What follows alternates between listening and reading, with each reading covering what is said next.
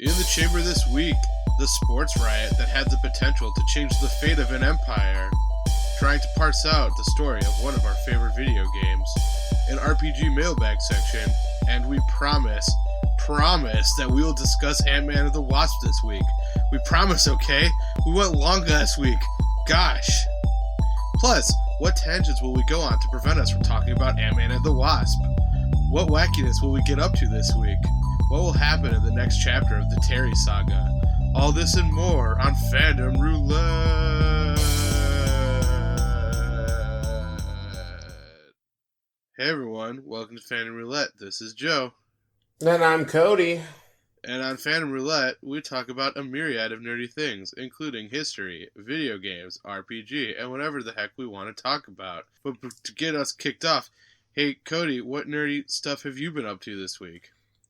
Nerdy stuff? Well, yeah. I'll tell you what, this might be the only time that I say I will talk about it in the video game section. Whoa, what? That was... Yeah, right? Wow, man. It's crazy. I wasn't prepared for that at all. No, sir. So, I am... Right now, I'm prepping a lot of D&D stuff. Okay. But I did say I was going to play more No Man's Sky. Okay. And I did. Okay. And I will say it hasn't lost its fuel yet. Oh, that's good. Yeah, I just got, my own little, battle cruiser, and I got it for free because I helped some dudes in a firefight. Nice. And it was super rad. So there are men's in that sky? There are. I think I made that joke last week, but I don't really care. I think you did. Yeah, whatever. Like I said, I'm like a goldfish. I don't remember. Yeah. And then, that's really it. Okay. What about yourself? What nerdy stuff have you been up to? Oh, man. Well, on Saturday, I went to the Wizardly World of Kent, which was pretty cool. Nice. They transformed downtown Kent, Ohio, where the Kent State University is located, into a Harry Potter wonderland. And there were all kinds of cool local artists and all kinds of people in cosplays. And they had little fun magic shows on the different stages, and it was really neat. The whole town got involved, and they renamed things to be Diagon Alley and things like that. So it was a lot of fun. And then I was like, oh cool, Wizardly World of Harry Potter. That's enough for an intro. But then, Cody, something amazing happened, which is what? On Monday, my cousin entered into the Hamilton lottery, and she won, but she had already bought herself her own tickets, so she gave me and my mom tickets to go see Hamilton. So I saw Hamilton yesterday. Yeah, that's a perfect. That sounds awesome. Was it everything you hoped for? Oh my god, it was so good. I was gonna full disclaimer. I love it very, very much. I have some issues with it as a historian, which is something I don't want to get into right now. And please don't at me, because I don't really feel because I'm still living that high. It was amazing. It was so much fun to watch, and very cool. The visuals just added a whole nother level to it. So yeah, nice. But shall we talk about some history? Of course. Man, that segue from Hamilton to history. I mean, it's all in the past. It really is all in the past. Everything we've talked about in this podcast is on the past, if you think about it. I mean, if you think about it, everything we say is in the past now. Yeah, except for the things that you're saying in the present, because that's in the present. But now it's in the past. Right. Man, this is a bummer. Sorry, Antman and the Wasp. Apologies to Antman and the Wasp. Oof. What if this is our new running joke, is we promise to talk about it every episode? But we never actually do. Yeah, I mean, it's kind of aping Jimmy Kimmel style, but I think But anyway, so we're going to be talking about a fun little thing that I was reading about recently that I decided that sounds like fun to talk about on the podcast, called the Nika Revolt, or the Nika Riots. Oh my god. Which happened in 532 AD. So we're going pretty far back, actually. Yeah. Yeah, wow, man. That's the time machine, and Oh boy, it hasn't been working since I went back to 1955. But you know, Man, gotta get the oil checked, Cody. yeah, I got to get more Because plutonium, it's and in it's the. hard to come by nowadays because Ooh, of. if that's the sound. Well, didn't you get a Mr. Fusion to No, put on the I've top? been so afraid to go to the future, man. You gotta Like, I go don't want Jaws 3D. tape. Yeah, okay. Um. So anyway, that was references to the hit film Back to the Future and Back to the Future Part Two. Yeah, Yeah, we'll talk about that probably someday. We might we probably. might devote like a 4-part episode to it. Honestly, Oof, it's yeah. like I know it's like one of your favorite movies, right? Yes, it is. And I know I have a buddy who listens to the podcast occasionally. Hi, John, Hi, who John. has a piece of the DeLorean, and Whoa, it's super cool. that's cool. Yeah. But anyways, so yeah, so this revolt took place in Constantinople, and it was against Emperor Justinian the First. I'm fighting so hard not to like hum the song. Istanbul, So. Constantinople. That's something about the Turks. But okay, so this is in, like I said, in Constantinople. It was Emperor Justinian the First, and so there were these things in the Roman and Byzantine empires which were called demes, um, which was kind of like a suburb or subdivision, and these subdivisions uh, supported different factions or teams that like lived in their areas. So this was particularly true of something called chariot racing, which was like, you hook up the horses and they would ride around chariots. You ever seen the movie Ben Hur, Cody? I don't think I have. Okay, there's like a big chariot race in it. I It's mean, I it's know what a chariot race is. That sounds dope. it's pretty exciting. Um, and so yeah, so initially there were like four major factional teams of chariot racing, which were known by the colors that they wore, and that were worn also by their supporters. So they were the blues, the greens, the reds, and the whites. Okay. But by the time Pretty. that the Byzantium era started, there were really only the blues and the greens, and Emperor Justinian the First was a supporter of the blues. Now, here is the problem with this. So, the blues and the greens kind of were like a combination of street gangs and political parties. Okay. And they would try to affect the policy of the emperors by shouting political demands between races. They had opinions about like the different temples and the different religious places, things like that. It was really hard for the imperial forces to keep order without the cooperation of these factions working out with them at least a little bit. But in 531, something crazy happened, Cody. Tell me about it. Some members of the Blues and the Greens were arrested for murder in connection to some deaths that happened after a recent chariot race. And so he basically arrested them and was going to execute them. But in 532, a blue and a green escaped and took refuge in the sanctuary of a church that were surrounded by an angry mob. So, Uh-oh. yeah, Justinian was like pretty nervous about this. Just a little nervous? Yeah, he was also in like the midst of negotiating a peace over a war, which created high taxes, which was also created a potential political situation in his city. And so, yeah, he declared that a chariot race would be held on January 13th, and the Blues and the Greens responded by demanding that these two men be pardoned entirely. But Justinian was like, "Nah, not gonna do it, bruh." And they were like, "Oh man, we're so mad at you now." So the two of them combined, kind of combined, were throwing insults at Justinian between races, and by race 22, they just started like basically rioting. They wanted these men to be freed, so they assaulted the palace, and for 5 days the palace was under siege. And so some of the senators who didn't like Justinian either decided that they were going to like put their support behind and then started arming the rioters, which is always a great call, right? When I think of good calls, there's, continue to develop No Man's Sky. Sure. That's a pretty good one. Yep. Release a Smash Brothers with every console.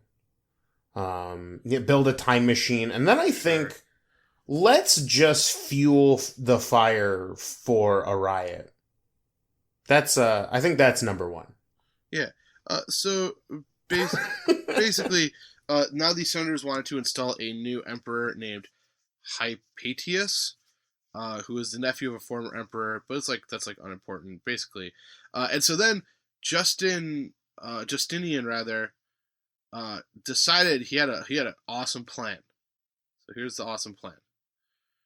Tell me about it. He took Narcissus, who was a popular eunuch, and the couple of generals from Belisarius and Mundus, and they went into the Hippodrome, or rather the eunuch went into the Hippodrome, which is the place where they would have their races, alone and unarmed. And he went straight to the blues section, and he kind of went over, he was like, hey, guys, remember, Emperor Justinian really likes the blues. The blues, he's their guy, right? And then he reminded them that Hypatius was actually a supporter of the Greens.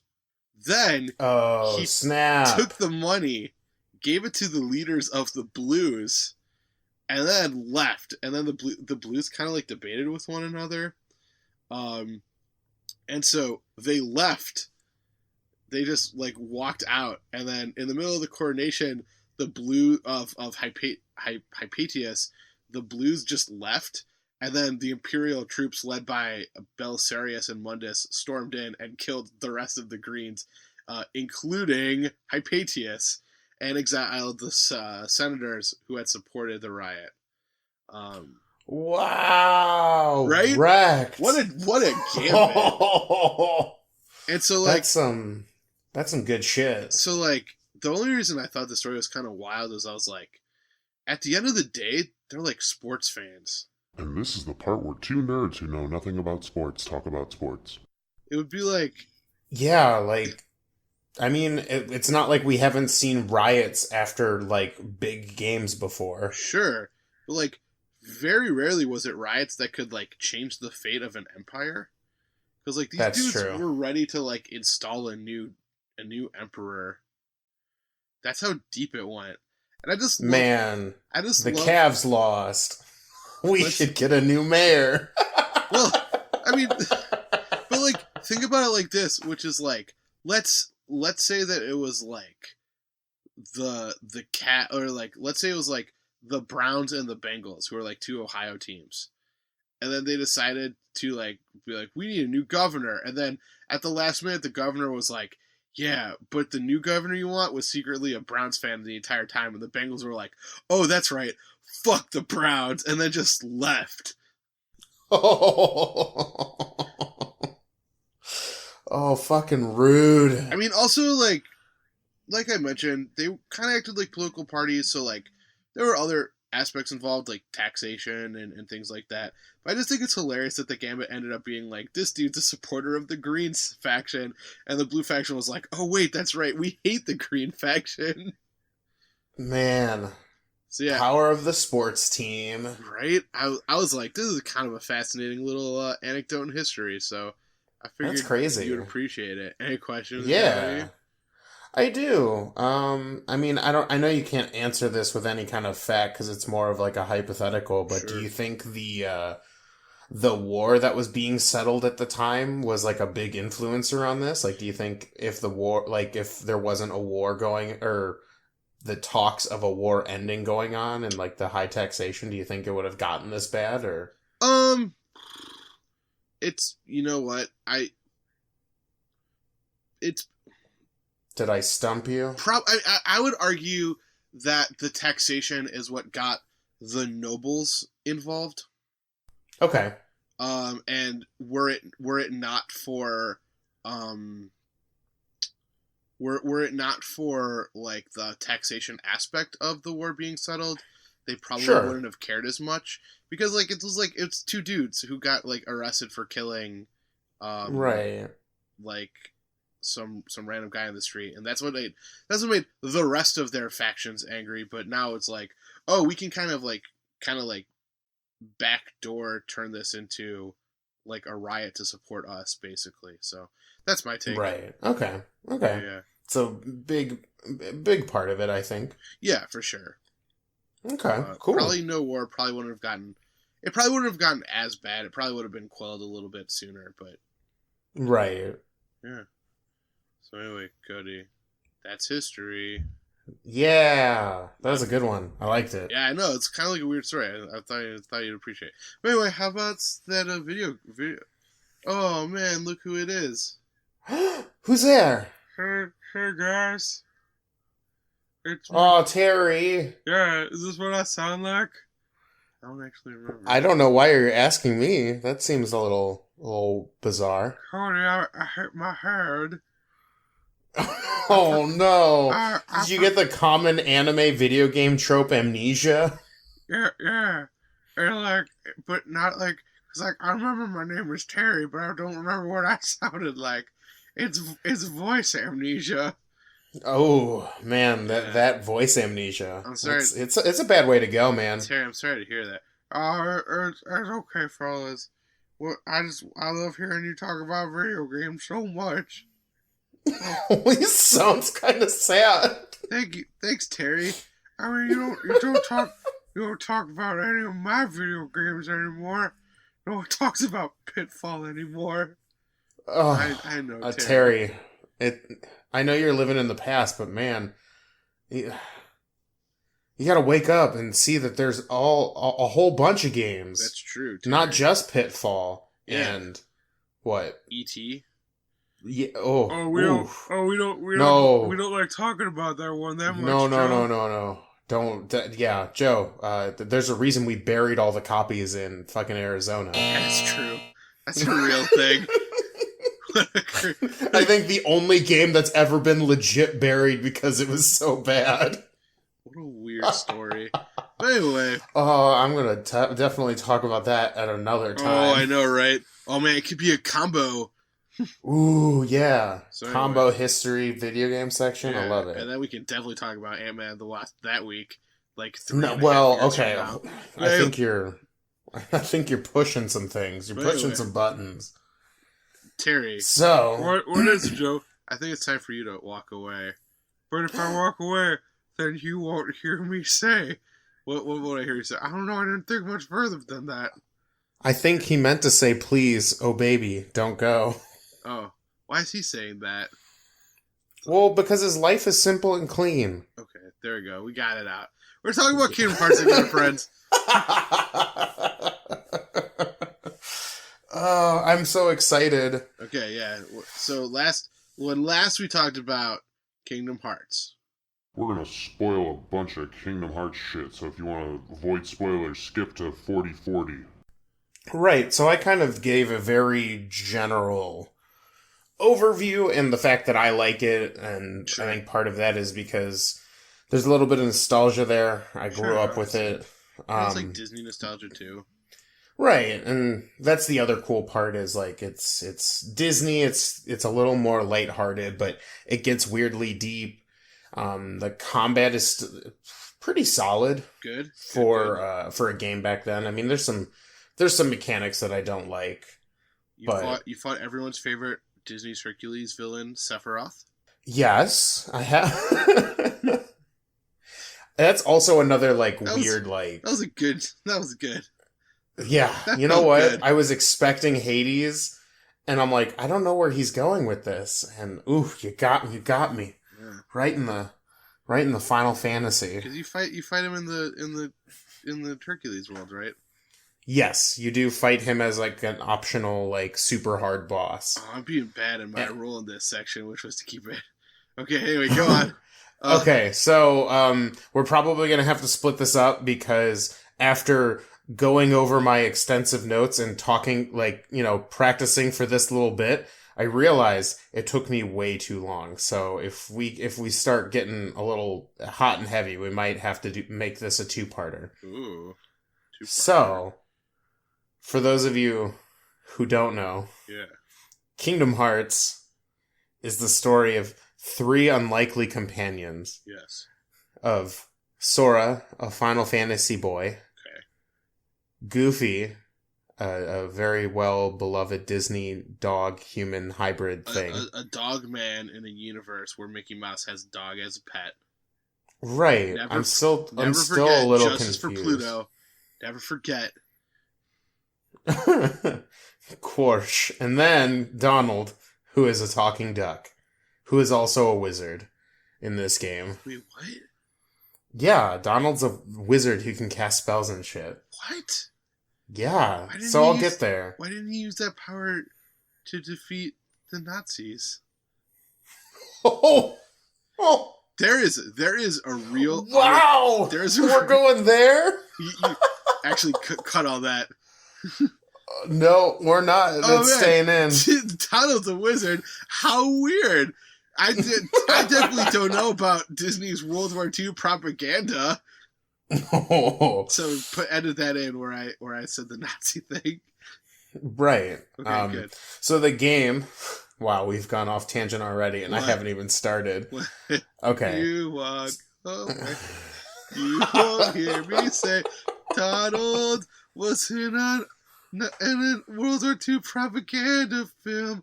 Oh, no. So, Kingdom Hearts starts off on Destiny Island, where all the Final Fantasy heroes go. Okay, wait. Question. Yes. How does it compare to so it's called Destiny Island. Yes. Where is it in relation to Monster Island from the Godzilla franchise? I would say they're in the same, general hemisphere. Oh, cool. Yeah, so I think on some bad nights, all of a sudden Monster Island starts getting wild and crazy, and they can all see it, and they're like, whoa! That's pretty cool. Okay, so anyway, sorry, that was a bad tangent. Destiny Island. Yeah. The story follows 3 Final Fantasy characters, even though they're not really in a Final Fantasy game, named Sora, Kairi, and Riku. And they're all buds. Whoa. And they all want to go and explore the universe because Kairi is not from Destiny Island like all the other Final Fantasy kids. I know, right? How did Kairi get there? That's never truly explained. It's because he left Cleveland and there's a sports player named when you get out of Cleveland, you get straight out, you just go to Destiny Island. Because there was a sports player named Kyrie Irving and he left Cleveland and then he went to Boston. So I guess Boston's Destiny Island. Okay. Yeah. So, anyway, Kyrie comes from Boston. That joke, Cleveland area fans who also enjoy sports and listen to a nerd podcast that rarely talks about sports in general. Yeah. Well, hey, this is our sports episode. Did you not hear the history section? Yeah, that's true. So anyways. So I gotta fit sports into all this Kingdom Hearts knowledge I have. Okay. Do you play Blitzball?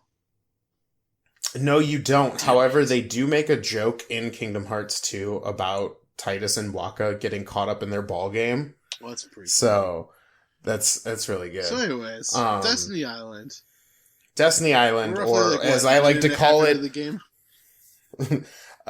Destiny Island, or what I like to call Anime Island, where all the anime characters go. Sweet. So so there's Sora, Kairi, and Riku, who I would consider to be the focal point of the island, although there are other Final Fantasy characters like Selphie, Titus, and Waka. And those main 3 are building a boat to go explore the universe.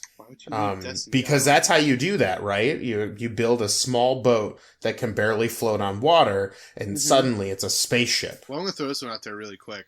If we watch, if you recall the season 1 finale of the hit television program Lost, and at this point a listener named David has just groaned very loudly and put his hands into his face. Carrying on. So. The tutorial of the game is spent going around getting this boat ready, gathering supplies and stuff, kind of low-key stuff. And then the night before they're about to go on their adventure, their island gets attacked by a big old storm. Sure, obviously. And these crazy shadow-like monsters appear, and Sora begins to try to look for his friends and make sure the boat is still intact. Cool. And like these like little creatures are like just full of heart, right? No, actually quite the opposite there, Joe. They are you find out later that they are called the Heartless. Right? So, long story short, okay. Sora goes on the island. Riku gets sucked up into the darkness. Oh shit. Yeah. And then Kairi's kind of like this soulless, like, you know, zombie thing, and then like she disappears. What? Was this, is this the one with the Disney characters in it? Yeah, so all hell breaks loose. Sora fights like a 20-foot giant Titan man with like a heart cut out of his chest. Oh my god. And then we end up, we cut to Donald and Goofy in presumably where they come from in their universe. So all these Disney and Final Fantasy like planets are all like, you know, connected weirdly enough. I bet that's not totally jarring at all. No, not at all. Especially when you're just like, hey, and by the way, I never expressed this, but I think those three characters, Sora, Kairi, and Riku, they're probably all between the ages of like 11 and 14. Sure, anime. So yeah, they're anime. They're very young. Then it cuts, like, just smash cuts to Donald finding a letter in King Mickey's chambers, cause he can't find the king. Cause, yeah, Mickey has decided to take on the patriarchy, and now he's King Mickey. Good lord, so wait, now Disney World is like a monarchy? Kind of, yeah, with, King and Queen Mickeys. So Minnie... Well, yeah, Minnie and Mickey, I'm sorry. How does he deal with the fact that his realm is like 95% princesses? Well, you know, that's going to come up eventually. Is it really? Oh my god. It's weird. Yeah, so Donald finds a letter from King Mickey that basically tasks Donald and Goofy to go find the key while King Mickey goes out and deals with the Heartless situation. Oh, I'm here to fight the darkness! Go die for me, minions!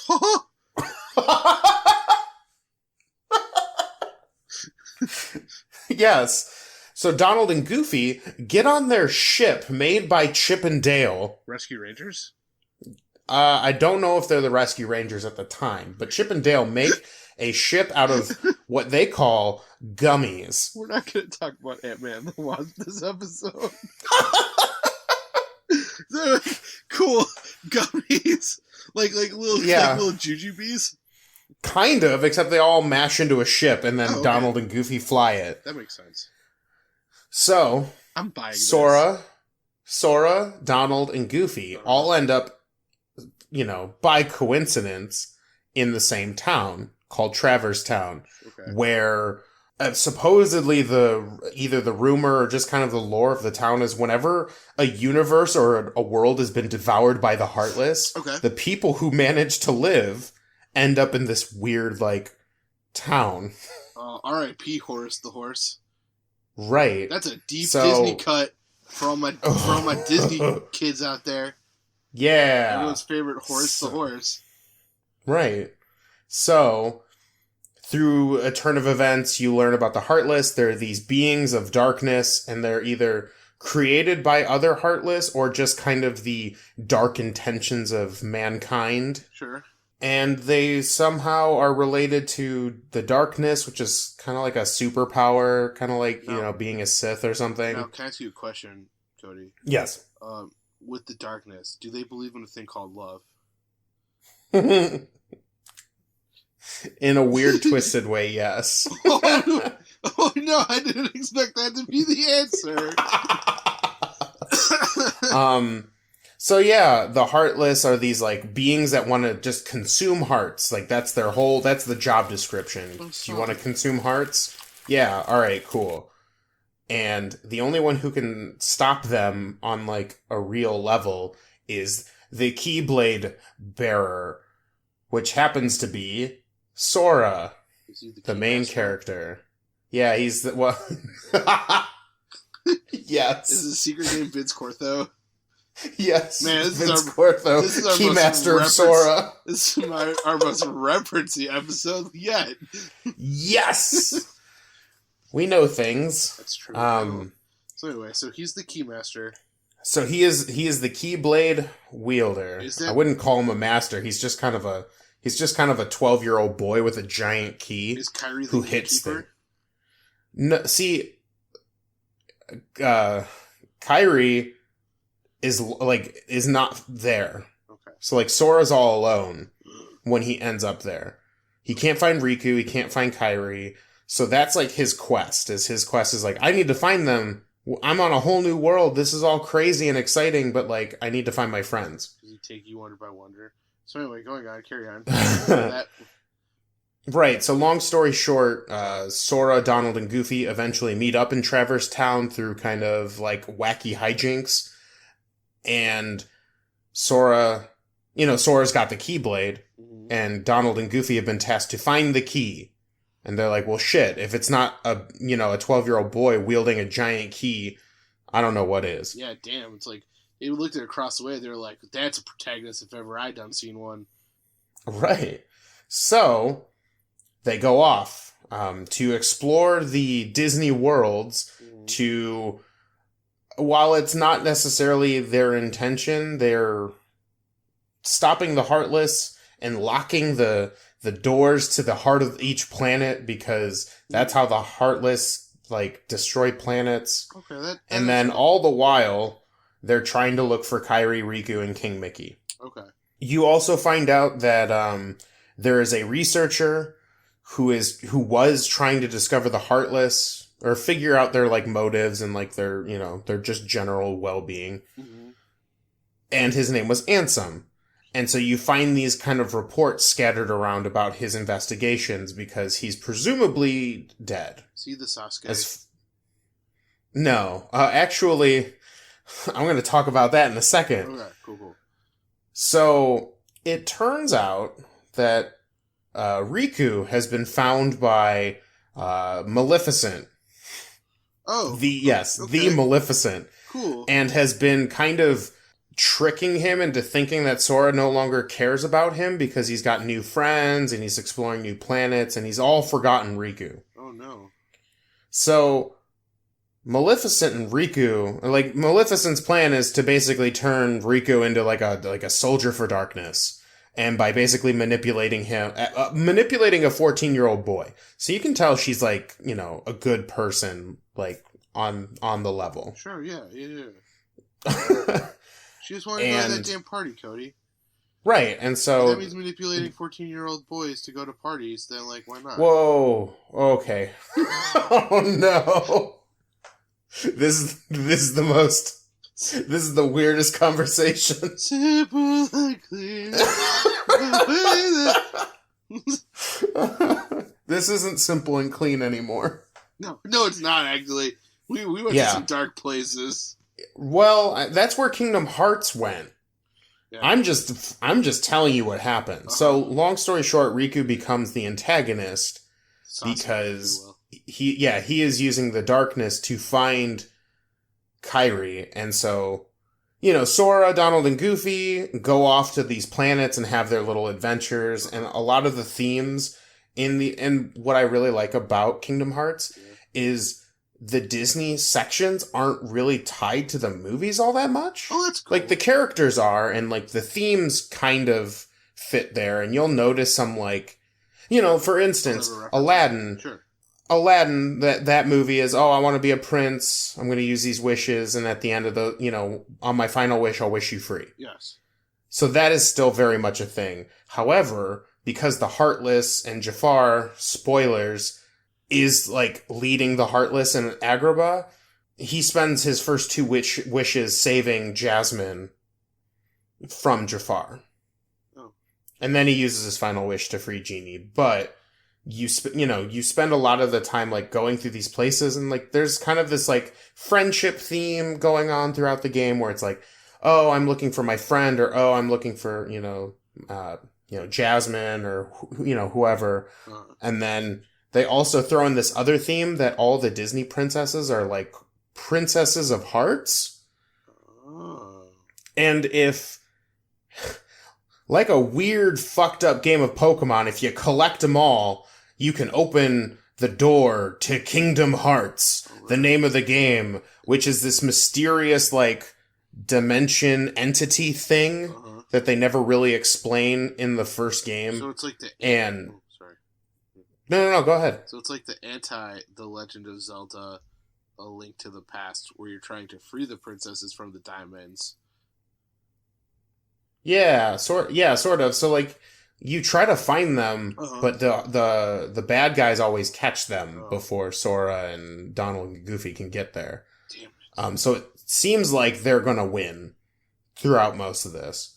And that's where, you get this theme of, like, the heart. And the heart is kind of this weird, like, holy magic, or, like, good magic source. Okay. But it's easily malleable to darkness, and there's kind of this almost, like, I guess the correlation is kind of like the Force.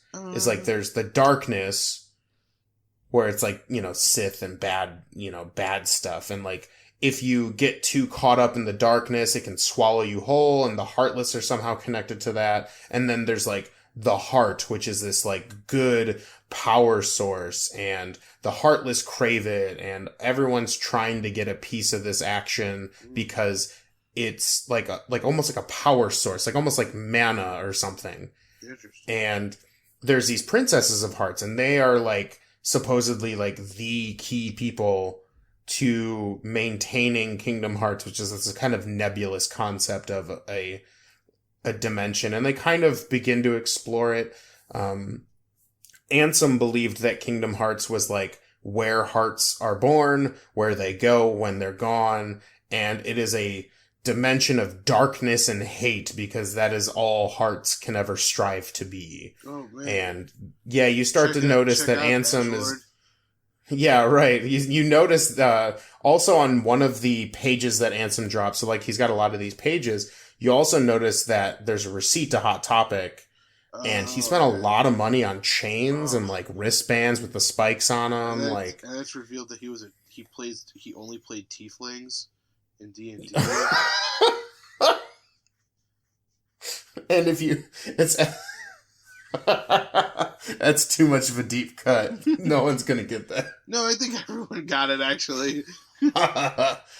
So, you spend a majority of the game getting to that point where you're finding these notes. You're slowly kind of going across the map, and then some levels are super fun and, like, bring out a lot of the Disney characters. Some of them really suck, like the Little Mermaid's town, because the swimming mechanics are garbage. All underwater levels.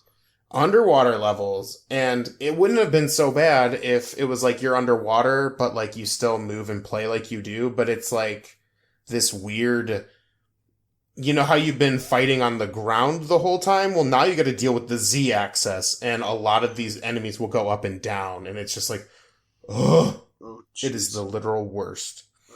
So what's your favorite world? My favorite, I don't know. It's kind of a toss-up. So, like, I really like the vibes of Halloween Town. Because your costume changes to fit the area. And so, like, Sora's got this, like, goofy pumpkin mask that he only wears on, like, half of his face. Like a family opera? Kind of, yeah. Except it's, like a pumpkin instead of, like, a masquerade mask. I like Agrabah as well. Okay. I think... I was, like, a big fan of Aladdin when I was a kid. Same. So, like, I guess part of it is nostalgia, and another part of it is I like the Heartless that show up there, and usually the Heartless kind of sort of resemble the area. Oh, interesting. So, like, for instance, all of the stuff in Halloween Town is a little spookier, or, like, has a different, like, it all looks like that same material that, like, the characters are made in Nightmare Before Christmas. Claymation. Yeah, so, like, there's, like, almost like a filter over everybody. Oh, that's cool. That makes them look, a little matted a little. Nice. And then in Agrabah, everyone's wearing like the style of attire that like Aladdin's wearing. Okay. And Jasmine, so like that's really neat. Like I like how things changed, and plus I love the music in Agrabah. Sure. It's really good. One funny note, it's really weird that in the Little Mermaid area, that when you're fighting, like you're basically listening to, I think it's Under the Sea that you're listening to the whole time, and it just seems so like out of left field. Because it's like this like happy-go-lucky song, but it's like, yeah, I'm destroying the Heartless. And I'm gonna leave like at the back end of the game, which is Hollow Bastion, and then the end of the world. Cody, I'm at the edge of my seat. Like, I'm eating popcorn like a champ. Crunch munch, crunch munch. Now you're gonna put up a big old to be continued in. I am. There's a big old cliffhanger as we stop at the final world, which is called Hollow Bastion. I'll be around about.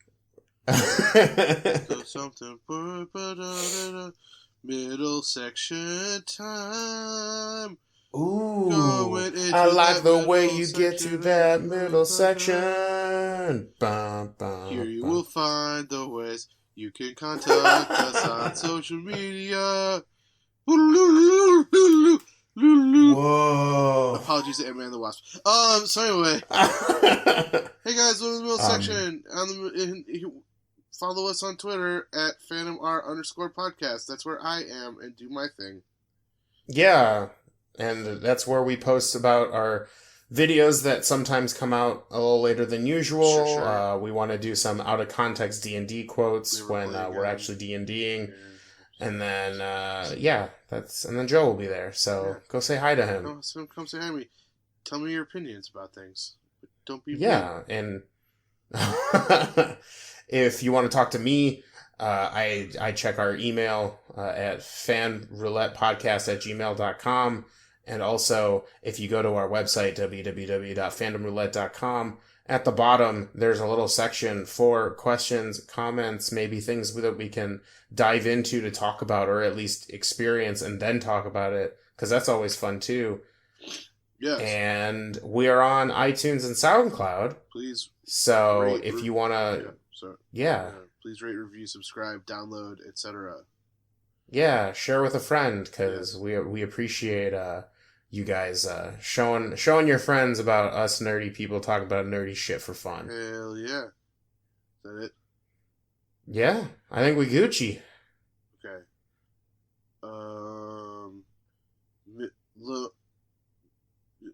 Middle section. Okay. Like I said, the outro. It's always gotta be. Yeah, the outro is a little later, but yeah. Before we go and talk about these questions, man, sniff, sniff. This bit will never get old. Sniff. Oh, there we go. Oh, look, it's a garbage kid. Oh, hey. Every week we make an NPC, a playable character, whatever you want. Sure.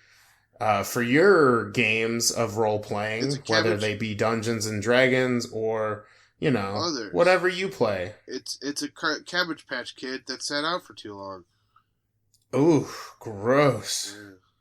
It's just a bunch of rotten eggs in the bottom of a bag. Oh, gross. And so, and so we also use this lovely Dungeons and Dragons supplement book called Xanathar's Guide to Everything. And I know what you're thinking, Joe. Yeah. Everything? Oh, I wasn't. And I have to say... I wasn't actually... You weren't? No, what? Oh, okay. Well, the audience was definitely thinking it. I know they're on my side on this. Yeah. And I have to say, yes. Just about everything. Dang. So they haven't written any more books? No, you don't need any more books. That's it? They're just done? Well, no, the book just keeps replicating and making more pages. That's impressive. You have to be careful where you put it, because it might start breaking your bookshelf if it's not in an open spot. Did Mordenkainen enchant it? Joe does a big wink to the camera. Oh, and then Cody goes, Nah, dog, I think that was Xanather. And then I wink to the camera as well, and there's a laugh track. Woo!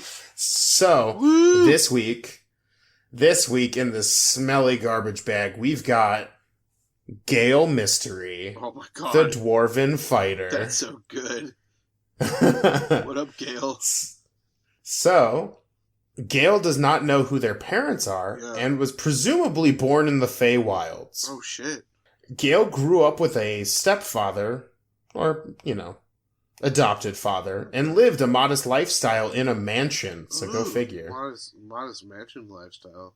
Yeah, that modest mansion life. I'm digging it. Yeah, me too.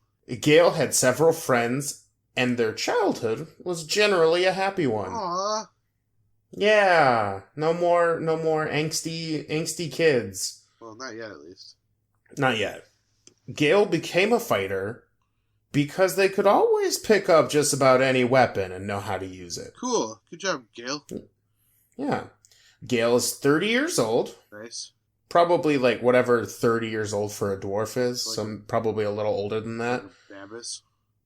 Yeah, and has had 3 life events leading up to this very moment. Cool. What are those life moments? Well, first, Gale was exiled from their community for reasons not spoken, and spent a time wandering the wilderness to find a place to live. That's a bummer. Yeah. Next, they would make an enemy of a local adventurer and was blameless for the event taking place. Okay, as long as they were blameless. Right. Finally, Gale went on an adventure and was poisoned by some trap, fiend, or monster and recovered from the experience. Okay, as long as they recovered. Yeah, they recovered, but they're still a little iffy about the whole poison thing. Sure, I feel like. Maybe that's something part of their character. I mean, who knows? Hey, I'm hesitant about poison myself, so. I feel like most people are. Anyway, that was pretty good. Anything else fun about Garbage Kid? Nope, that is Gale Mystery, folks. Use them and let us know how they are. Yeah. Tell us about their adventures out in the craziness of life. We promise you we will read them on the podcast. Oh yes, definitely. No matter we will how read long them they on. I will. I mean, yes. I will read anything. Anything? Anything. This is a guarantee. I don't know if you want to do that. This might turn into adult fandom roulette after hours. Guaranteed. Oh no.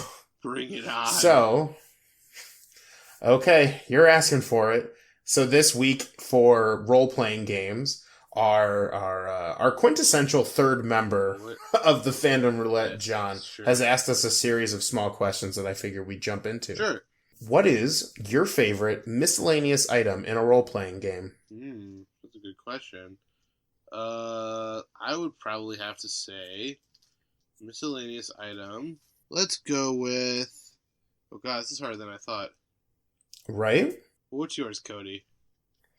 Well, the example that I was given was originally my first one, so I thought of a second one. Okay. And I think charcoal or chalk, like a stick of chalk, is a really fun miscellaneous, or a favorite of mine. Sure. It's always good to be able to write shit down, especially like in a dungeon, like being able to like write like, hey, we came from this direction, or hey, there were monsters here, or especially if you're a rogue and you want to write secret messages so that only you and other thieves can read them, it's very easy to write them in chalk. I like that.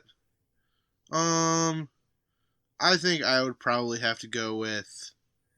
You know what? I'm going to go with a classic, rope. Nice. Rope is good. Rope does so many things. You can use it to climb. You can use it to tie up a bad guy. You can use it to tie up other things. Rope. It's true. You use it in your Dungeons and Dragons. Do do do do do do do do. Yeah, I like it. Okay, yeah. So, question 1. So the second question. Knocked it out of the park. Yeah. How to distribute gear / magical gear, and what to do when the players have too much. Okay. What's magical gear? Cody, what's magical gear?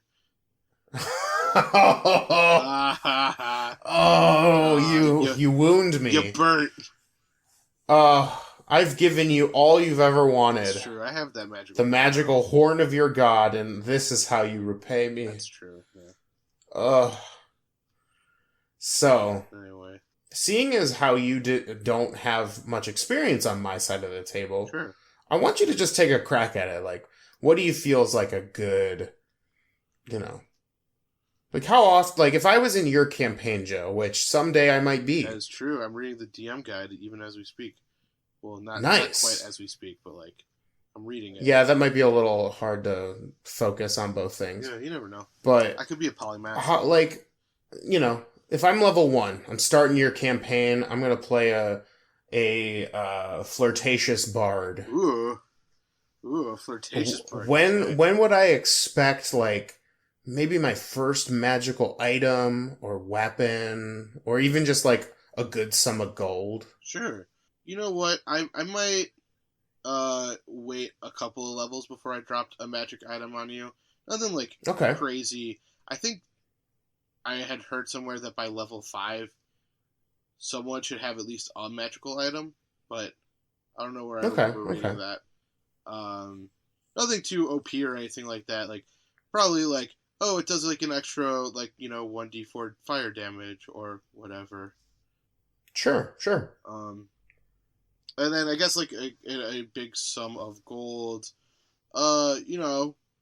I'd probably put gold at the end of a dungeon. I don't know if I'd necessarily do like the every time you fight a band of gerblins, they have gold on their person. But like if you go through a dungeon, you should get a little something at the end. Sure. Yeah. Okay. What are your thoughts, Cody? Well, at least for Dungeons and Dragons, the game, according to what the authors wrote, so I guess I'm putting them on blast. Whoa. The game is balanced so that you don't necessarily need magical gear. Oh, fair enough. However, I think that's a load of crap. Yeah. I want, like, I know it might be balanced for it, but I think it's more fun if you throw some, like, oddballs in there. Sure. So in terms of, like, gear and magical gear, I don't necessarily have a thought, but I always, when you guys go out into areas where it would make sense to have a magic item, there's always a chance to get it. Okay. So, and in the amount of places that you've gone where there might have been magical items, you've missed a lot of them, unfortunately. That's sad. Yeah, and I think a lot of it is, at least for the 6, you guys are very, like, prone to moving forward to the plot and not checking everything that you come across. Joel and Joel growl in unison. So, personally, I always lay magical items around, but I don't always make them so straightforward as, like, you find it at the end of the dungeon where you're supposed to be. Sure. I mean, if it makes sense, I will. That makes sense. But I don't always do that, because I think they should be where they make sense, and the straightforward path isn't always the place where a magic item's going to be, unfortunately. Well, I mean, I remember the one dungeon, we were all in pretty rough shape, and all 3 doors sounded scary. So, yep. In that case, I'm kind of glad we just powered through, because who knows, we might not have the original 6 anymore. That's true. I mean, sometimes, again, risk versus reward. Sometimes, to me, a magic item should be risky to get. Yeah. So if it's something super easy and it's like, haha, I got it and I had no problems whatsoever, like, I feel like I didn't do my job. I remember those should be. I remember, like, in a campaign I was playing, I was given one half of a set of gauntlets that I needed both of them for them to work, and I found the second one, but it was being guarded by, like, 15, like, very powerful automatons. Oh. Yeah, that was rough. Man. Yeah, and then to answer, like, the final question, sure. What to do when players have too much gear, I often just try to roll with it and make the encounters harder. I don't run specifically by Kobold Fight Club for the 6 anymore. What the amount of experience that this party needs to make things challenging is not the baseline anymore. So oftentimes, if I do a deadly encounter, I'm not worried about the experience going over the deadly, because I know you guys have some great tools at your disposal. So I think take it as a learning experience. Like, once you realize, like, oh shit, my players are really like steamrolling things, like maybe that's when you take a moment, take a breath, and go, okay, what can I do to still make this challenging without taking away gear? Because I think taking it away, unless there's like a really good story point to it, because I know it's happened in one of my campaigns where one of the magic items you guys had was a soul of somebody, and you took that soul back to where it needed to go, and then the magic item was taken away from you guys. Yeah, that was pretty cool. Yeah, so like sometimes I mean, you can take away magic gear. I try not to, but if it's a story reason and I think narratively it fits the situation, I will. Sure. So I guess you could try to make it like that. Like, maybe the magic item is the next step into getting through a puzzling dungeon. Sure. And you have to like give it up in order to open the next door to get to the evil ritual of, the demon lord. Yeah. So like, that's also another way to take it away if you feel like you've given them too much. But honestly, I just use it as an excuse to make things harder. That makes perfect sense to me. All right, and on to the last question. When to and not to fudge dice rolls. Oh, so as a DM, you often play behind a screen. Mm-hmm. No, that's not always the case, and I know for people who play online, Roll20, like, I guess you can do that as a function. Oh. But oftentimes, at least from what I've seen on Roll20, a lot of the DMs like to make their rolls in front of people, especially like attack rolls and things like that, so they don't feel like they're being cheated. So Sure. In the case of being in person and having that DM screen, when to and not to fudge rolls, I'm gonna let you take the lead on this, Joe. I want to hear your opinion before I give mine. Joe, take the wheel. We were talking about this briefly before like the episode began. But I have kind of a half jokey, half serious answer, which is you should flub rolls when it is late and your party is getting tired. If you're like in the middle of like a pretty intense encounter and you're seeing your table kind of starting to fall asleep or things like that, I'm not saying flub every single dice roll, but a flub here or there can help move along a battle, especially if it's not like a super difficult encounter or like a boss battle. Sure. If it gets people out of there a little bit earlier, I would recommend it. I might not have said this before. Maybe I've said this before. The thing I like about Dungeons and Dragons is the dice add a challenge level to it, because nothing is more boring to me than saying like, I do a thing and then you just do it automatically. I feel it's a very situational thing, but I feel like for the most part, I would like to know that a DM is letting dice roll stand. So, your thoughts? And to my thoughts are, for the most part, will not fudge my rolls. I used to when I first started, because I wanted people to get like into the game without like losing their characters at level 1. Sure. But if I'm with a group that I'm confident in and like we've played before, I will literally not fudge a single roll. Even if it means that I roll 3 20s in a row. Oftentimes with my rolls, I go very high and very low. Mm-hmm. So, and part of that makes me feel like, yeah, well, that's life. There's highs, lows, there's middles, there's everything. So lately, especially with you guys, I haven't fudged a single roll. Yeah.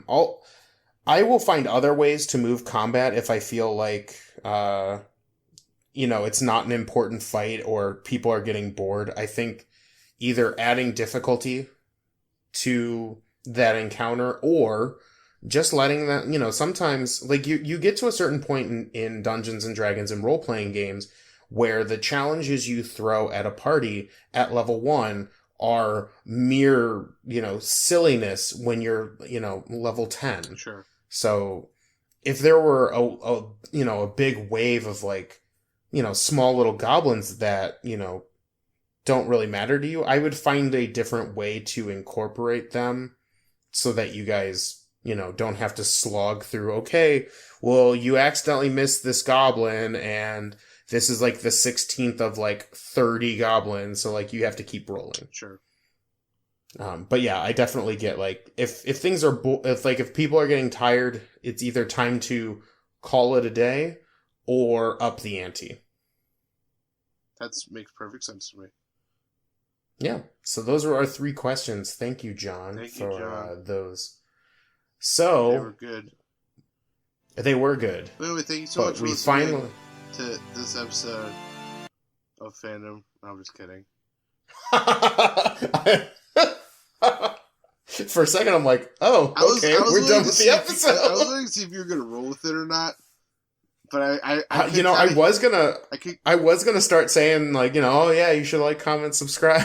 I wasn't good if you rolled with it. No, so anyway.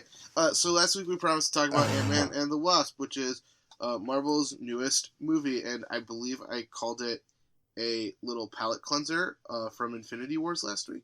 Yes, I believe that was the term you used. That's something I stand by wholeheartedly.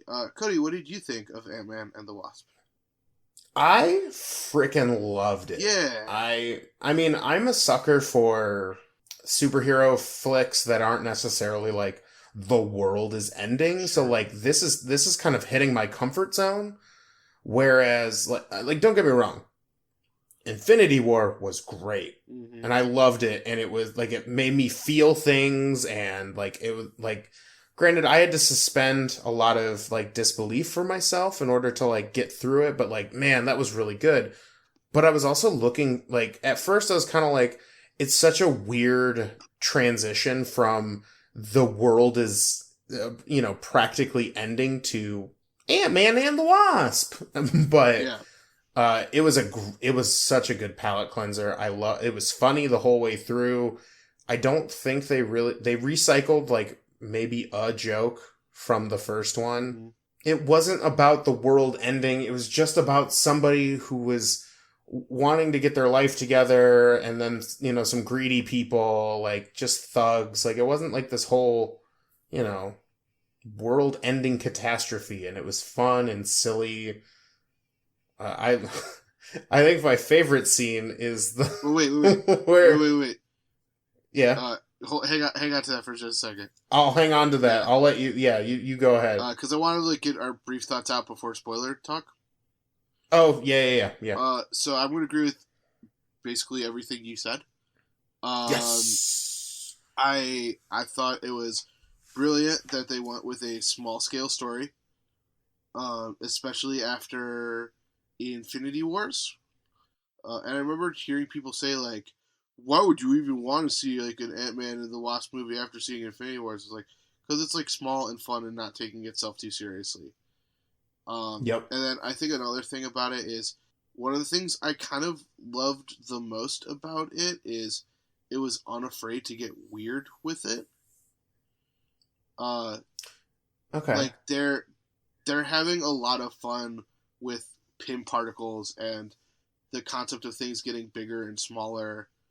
Which, don't get me wrong, the first one did as well, but, like, there's so many fun little aspects of things becoming bigger and smaller in this movie that were, like, from as simple as, like, a salt shaker to as massive as, like, a building. So yeah, I think it was great. I loved it. It is probably up there as one of my favorite Marvel movies, as weird as that might sound. But anyway, now with that said, we're going to be moving into spoilers. So if you haven't seen that, go ahead and skip the section if you don't want spoilers. We pretty much spoil bits and pieces from here to the end of the episode. So if you do not want spoilers, it was nice seeing you back here. Stay nerdy. So, Cody, what was your favorite scene in the movie? Sorry for cut you off like that, my man. No, that's good. I mean, I'm glad you did that because I definitely didn't want people to get spoilers where they didn't want them. Sure. So honestly, my favorite my absolute favorite scene is when Paul Rudd goes into the school. Oh yeah, that scene was great. And his suit starts malfunctioning, so he looks like a little kid. And that line at the very end when he gets in the car and they're like, "Oh, you want like a string cheese or something?" Oh, it was so good.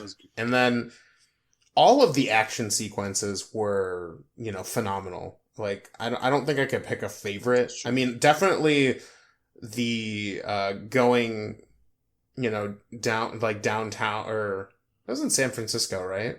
Yes. Yeah, I think it's definitely West Coast. Yeah, so like that whole fight scene where where like the cars are shifting and Antman can't control his his size up and size down because his suit's all fucked up. Mm-hmm. I liked all that, and I definitely really enjoyed the like super small and like kind of the places that they went with that. Yes, I thought that was super fun. I just thought it was like a super fun movie. Mm-hmm. It's one of those things where, like, don't get me wrong, like I love like a good story, and I like to be like, for a moment, like my heart's racing, and then I'm worried about people, and like I love that drama, but there was just something really nice and contained about Ant-Man and the Wasp. I just thought it was good fun. Agreed. Now tell me about your favorite scene or scenes. Goodness. I think I was instantly charmed by this movie when it started off by Scott and his daughter going through like the fake ant maze together. Yeah. Which was just like, I think the thing I love most about Scott is that first and foremost he's a good dad. Yeah. Like his whole motivation is he's a good dad. I liked the scene where he had to be Janet. That was fun.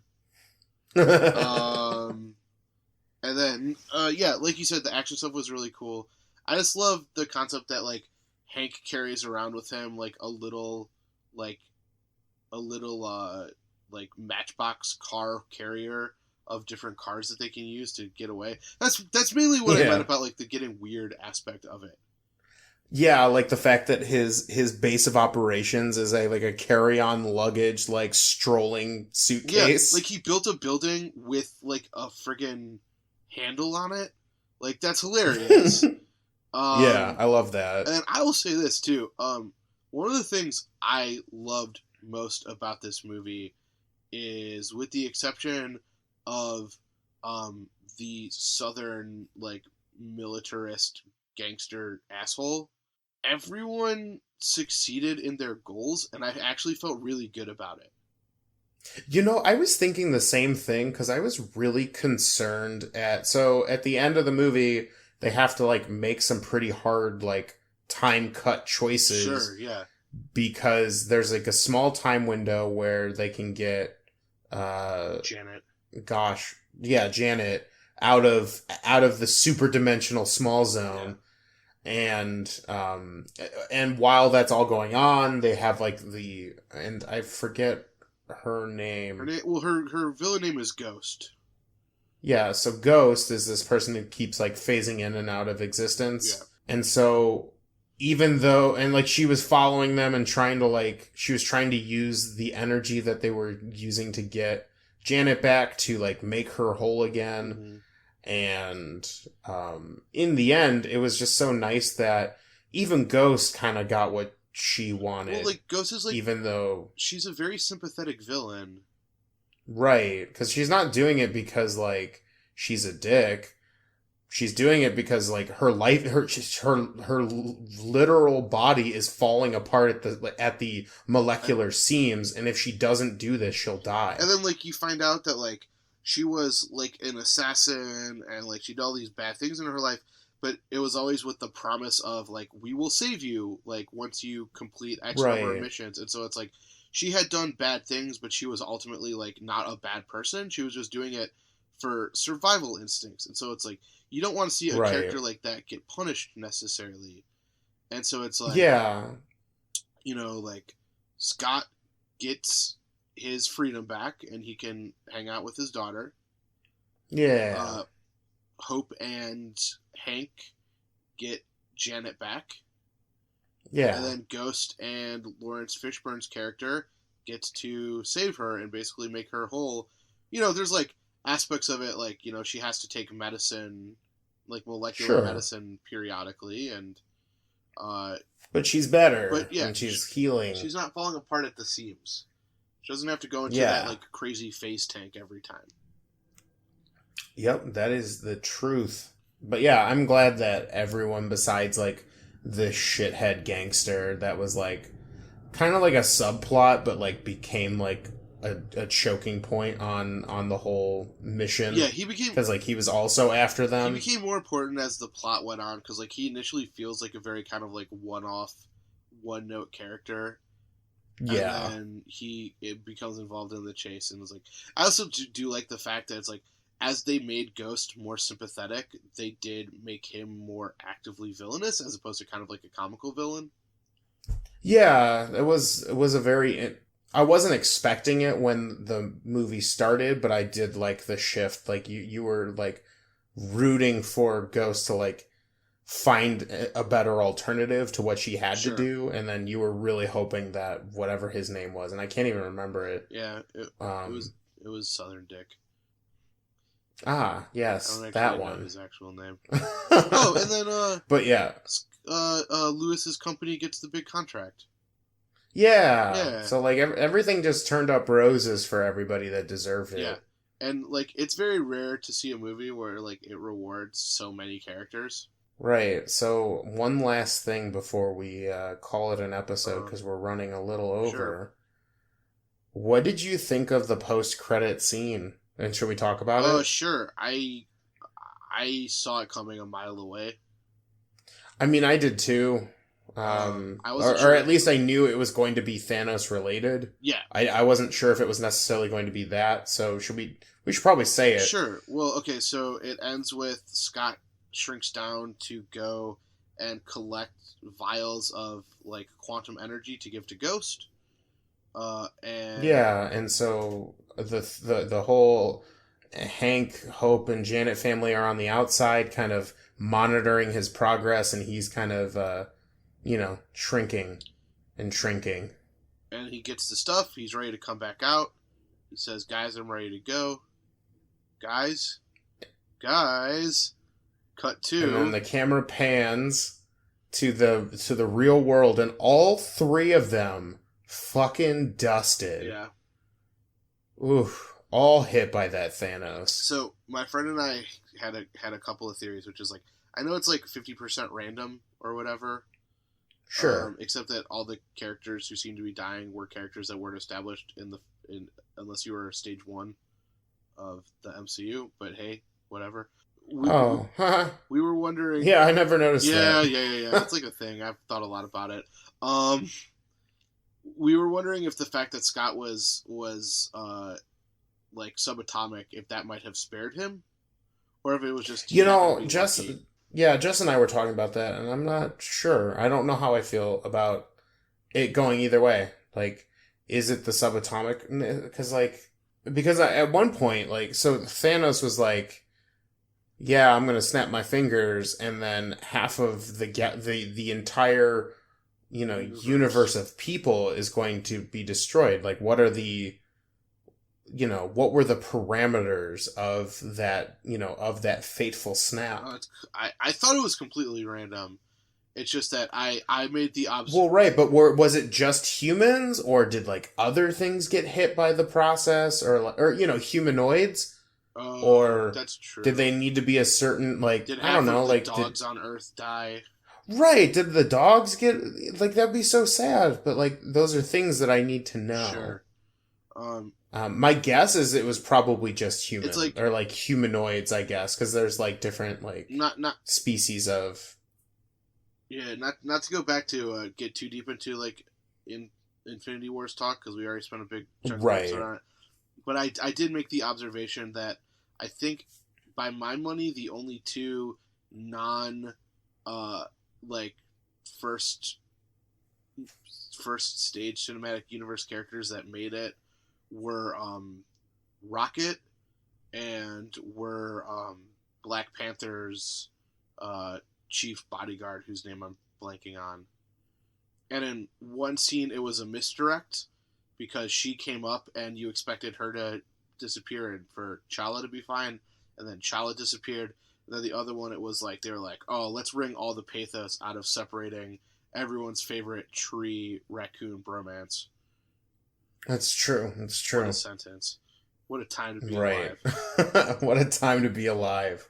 Yeah. But yeah, do you think that they did that? They did, the Antman or they didn't just poof all of them simply, like, part of me thinks that they didn't want Antman to be a part of it, to be a part of the next bit. You know what I mean? I thought, or the idea that maybe they want you to assume that Ant-Man's not going to be in the next one, yeah, but then he's going to show up, and that's going to be like a big, like, wow!